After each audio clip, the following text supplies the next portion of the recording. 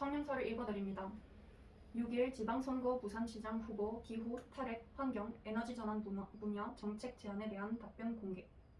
기후위기 부산 비상행동 부산 환경회의는 4월 29일 금요일 생태도시, 기후위기 대응, 탈핵 에너지 전환 도시, 생태공동체 부산을 만들어 나갈 수 있도록 8대 이제를 선정하여 각 정당 후보자들 더불어민주당 변성환, 국민의힘 박형준, 정의당 김영진에게 정책 질의서를 발송했고 5월 6일 금요일 오전 10시까지 답변을 요구했다.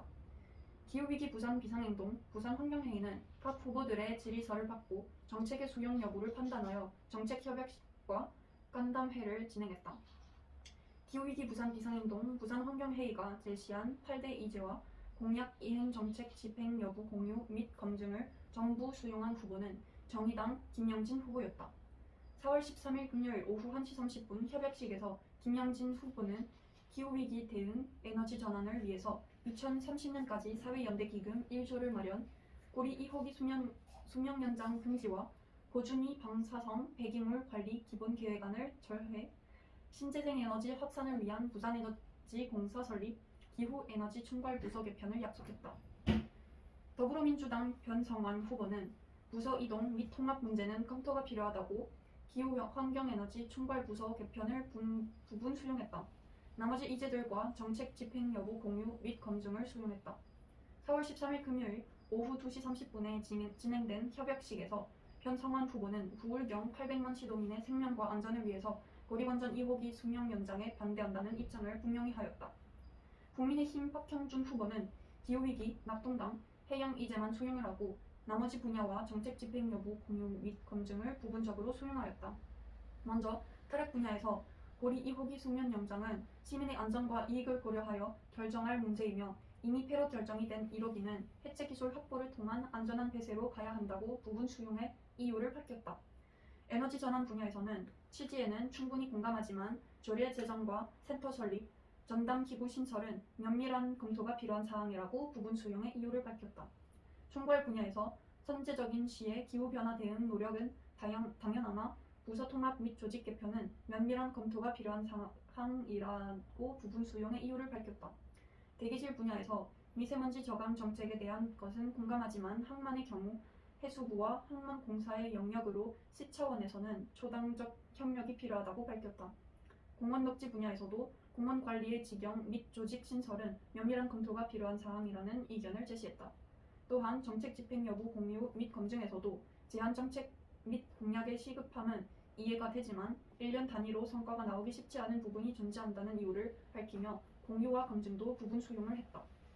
이에 기후위기 부산 비상행동 부산 환경회의는 국민의힘 박형준 후보와 정책협약식을 맺는 대신에 5월 16일 월요일 오전 11시 30분에 정책간담회를 요청하여 국민의힘 박형준 후보가 부울경 800만 시도민의 생명과 안전을 위해서 고리 2호기 수면 연장 반대라는 확실한 정책을 공약화할 것을 요구하였다.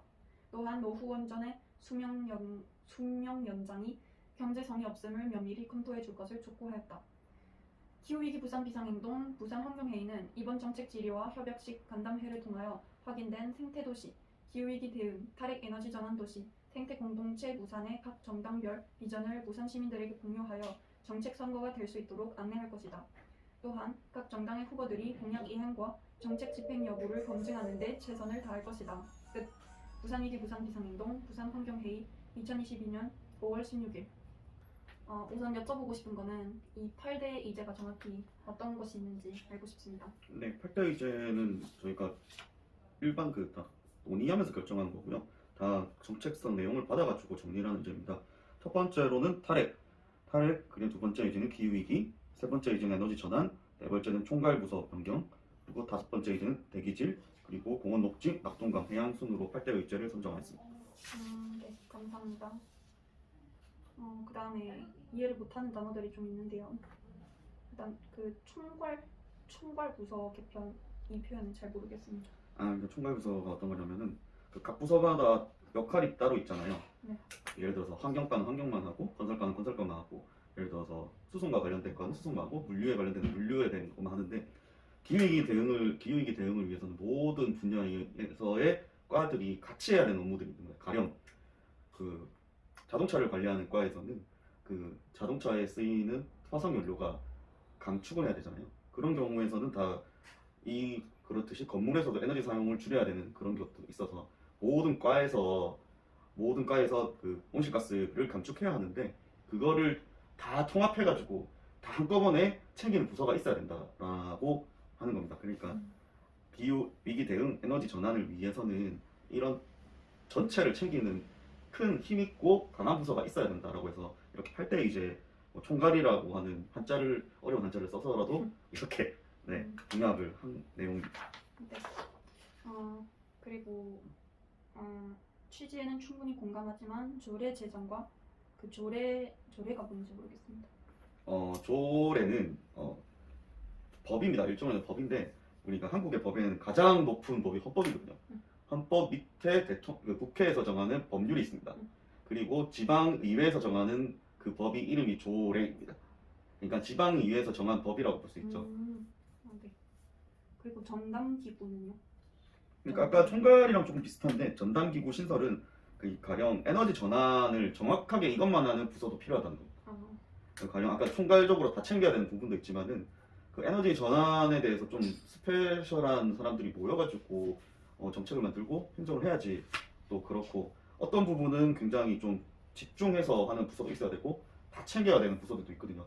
시행정이라는 게 조금 복잡하고 좀 복잡한 면이 있어가지고 그런 점에서 에너지를 전담할 수 있는 기구가 좀 필요하다라고 했는데 이제 이 박형준 후보는 이건 조금 어려운 건이니 부분 수용을 하겠다라고 밝힌 내용입니다.